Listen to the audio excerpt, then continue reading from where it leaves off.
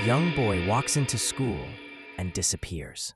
A day later, his body is found upside down inside a rolled-up gym mat.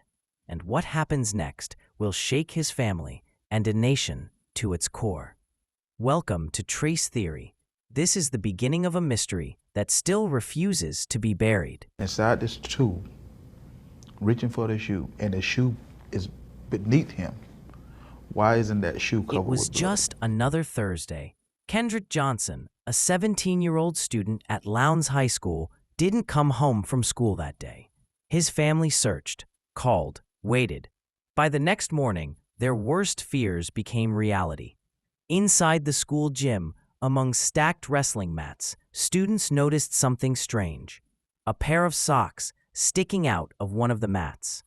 When teachers pulled it down and unrolled it, they found Kendrick's lifeless body, stuffed inside head first. Investigators were quick to label it a tragic accident. They said Kendrick had dropped a shoe inside the mat and tried to retrieve it by diving in head first. They claimed he got stuck, couldn't breathe, and suffocated. But Kendrick was 5'10". The mat was 14 inches wide. Wouldn't he just tip the mat over? Wouldn't anyone? And here's the thing: Kendrick was an athlete, fit, strong, agile. His family immediately felt something was wrong with the story, but it would get worse. When Kendrick's body was returned to the family, they made a chilling discovery. His organs were missing. In their place, newspaper. What was in the place of the organs? The Georgia Bureau of Investigation claimed the organs had decomposed, but the funeral home said, "We received the body this way." Why were they gone? Who removed them? What were they trying to hide? The Johnsons weren't buying it, so they took matters into their own hands.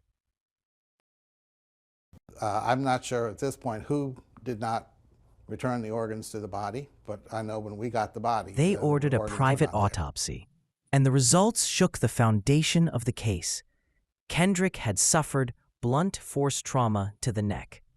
That's not an accident. That's assault. But if Kendrick was attacked, who did it?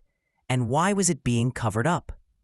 The organs were gone, the cameras glitched, the timeline vanished, and the questions only multiplied. Missing footage, unanswered calls, and suspects with power in high places. What really happened in that high school gym? And why does it seem like someone didn't want us to find out? Lowndes High had security cameras throughout the gym. Footage was handed over. But when analysts reviewed it, something was off. Hours of footage were missing. Some clips went black during key moments. Timestamps didn't align. Some cameras showed Kendrick walking in, but never walking out. The official excuse? Technical issues. But the Johnson family wasn't buying it. Was this a cover-up? They're playing basketball near the camera. We see Kendrick run at the bottom of the screen to the far. Whispers of a fight spread. Rumors pointed to two brothers, one of whom allegedly had a conflict with Kendrick in the past. But here's where it gets complicated. Their father was a retired FBI agent. The boys were questioned, but never arrested. Their homes were searched, but no charges were filed. Evidence seemed to vanish. Witnesses went silent, and the town's authorities closed ranks. Kendrick's parents never gave up. They marched through the streets, laid down in chalk outlines at City Hall, filed lawsuits, demanded federal investigations. In 2021, the case was reopened again, but once more, the result was the same. No foul play, another slap in the face.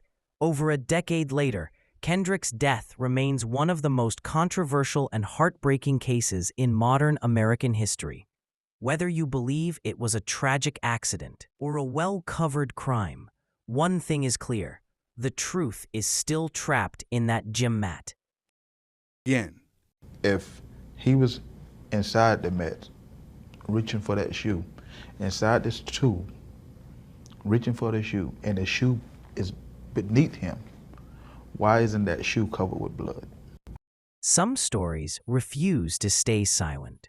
Kendrick Johnson's voice echoes through every protest, every courtroom, and every question that remains unanswered, until someone finally says the words that matter most, the truth. This is Trace Theory, and we don't stop where others do.